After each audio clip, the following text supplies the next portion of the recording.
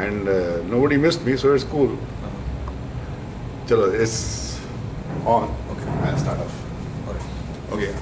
Hi, Prashant KV bhai, not Prashant. KV bhai sounds much better. KV bhai is just back from the US. We all missed him. The country missed him. So this is our 5 minutes of KV's time. Good day that he's back here, sober and happy, and enjoying the Indian booze. So anyway, KV, this is forget the fun. So KV is going to tell us about his experience as a leader in the community, and how he got wherever he got. He's traveled to the US, so he'll tell us a little bit about the life in information security over there. And KV, up to you. Hi friends, I'm KV Prashant. I work for a IT service-based company in India. I have been into security information security for past 7 years now. I started off as a developer and then slowly moved on to information security. So I do some pen testing, code reviews, and general information security consulting. I have been associated with various communities in information security, predominantly Null, ClubHack, OWASP. I am Bangalore chapter moderator for OWASP and Null. Over the past so many years, I have seen a shift from highly individualistic people to community-driven effort. So basically, in early 2000 or in the middle half of the past decade, the people used to learn on their own, read from the Google, try to find things on their own, and much of the things what was done research was limited to them. But then with the advent of social networking, with the various groups like Null and OWASP, it became more of a community-driven effort. So today, any student who want to come into this particular domain, he has much of resources at his disposal. Today he can come and sit in any of the Null meets, meet a lot of good people, try to understand what is going on, and then go back home and try to learn on his own. So, and community has been really helpful in nurturing new talent. So if you see in past 3-4 years, after US, Indians are the much achieved community in the bug bounty arena. I think almost all websites, you find a lot of Indian names in the top 10 hackers list over there, or white hat list over there. So it's a very proud feeling that Indian communities, Indian hacking community or security community is doing very good in international arena. But I do feel that the hardcore research in information security, writing exploits for browsers or exploits for operating system is lacking. The concentration is predominantly today on the web application part, but I do see a lot of new people are getting into that particular niche domain.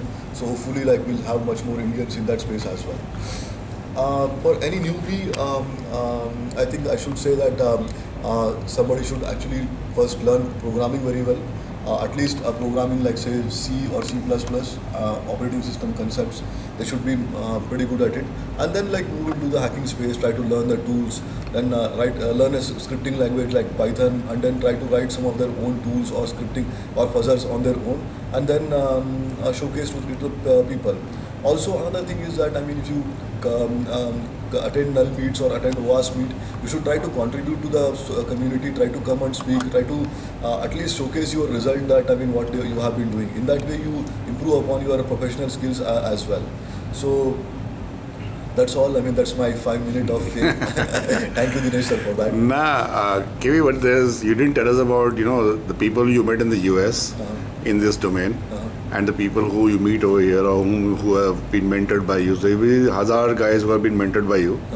So how do you see a difference in the boys and girls in India and the people you worked with in the US? So we are right now in the it's a kind of global integrated world. So I don't see much of the difference in approach as such. But US, I feel that it's a much more individualistic society. So people learn on their own. People do research on their own. The joint effort, I think, it's kind of missing over there. But in India, I feel that we have much more community-driven effort.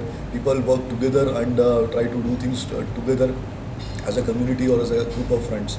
So that's one thing. I found difference between Indians and people in US. Quality-wise, I don't see much of the difference. People are much more well-versed here in India as well. So I don't see much difference in the quality of people.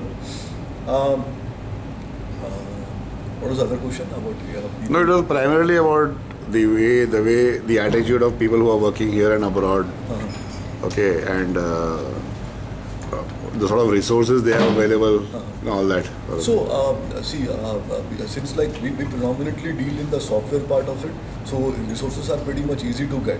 So it's not very difficult like something which is exclusively available in US or not available in India. Yeah. But yeah, one thing which is lacking in India is the hardware hacking part of it. We do not get proper hardware devices to hack around or play around with it. So and even if we like try to import them, it's much more costlier, or you have to pay like a lot of customs duties on it. So that aspect, I mean, I think US is far more ahead of India. That they do have a lot of good hardware hackers. So that's one thing like which we are lacking. I think a simple Arduino board which cost pretty less in US, if you import into India, it's almost double the money. So and those are some of the things like which a normal electronics engineer should actually have access to. So government should actually reduce the excise duty on these kind of basic kits. Kits like say Raspberry Pi or Arduino, they should be much more easily available in for Indian students. But this is very interesting what you just said. Government talks about manufacturing in India and all that. So if we forget about manufacturing high-end boards or whatever, and somebody takes up just manufacturing the Pi or the Arduino boards or whatever. So would that make a difference? Do you think so? Do you think it will be cheaper over there? It will be cheaper to do that over here, or what? I'm not sure about how much costly it will be or cheaper it will be if you make it in India. But like since things are already available over there, so why not like make it easier for people to get that? At least we can give some subsidy on that those kind of devices and make our students learn. Right. It sounds like a good idea. Maybe we'll ask somebody to do some, research and present it to the government. Okay, if a student wants to import some of this stuff, so there should be some, duty concessions or something. Yeah. So at least they'll be helped. Okay, that sounds good. And thanks a lot. I have to come and give you a hug. Yeah, thank you. As we close up. You can't see. But how are you going to see? Yeah, okay, thanks a lot. Thank you. Thanks. But this